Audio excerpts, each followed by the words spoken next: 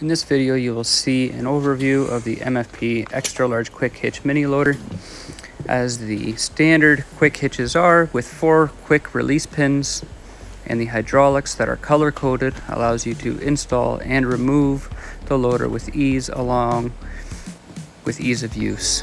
To install, make sure the pins are retracted, lift the loader, and allow the pin to drop into place. Turn the pins to ensure that they are out of the locked position. Go to the front of the loader and give it a shake to ensure that the pins are in locked position, and you will hear that click. Again, for the hydraulic hoses, they are color coded. Be sure that they are clean before installation. Here we have just simply a 5'4" lift, along with a 350-pound lifting capacity at the pins.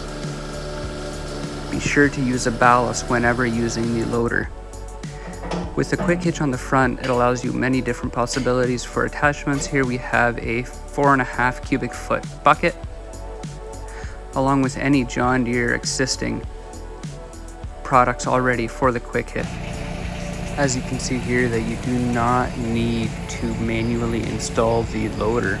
You can simply tilt the front end forward, drive up to the loader, and lift up as you would any other John Deere loader attachment. Simply lift up, tilt back, get off the machine, and put the pins in the locked position. Give the front a shake to ensure that they are in position, and you can move the product however you need.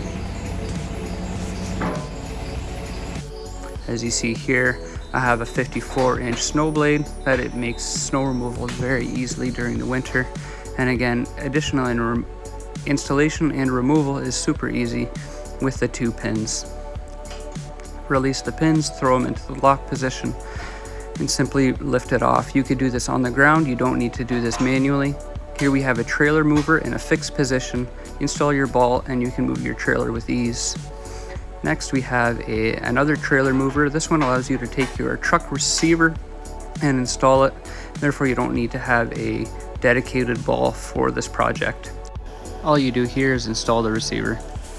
To remove the loader, put it in the float position, remove the hydraulic lines and install the caps provided. Release the 2 pins, pull out and turn and place into the lock position. From there, you climb into the loader just like on the installation, pick up and back up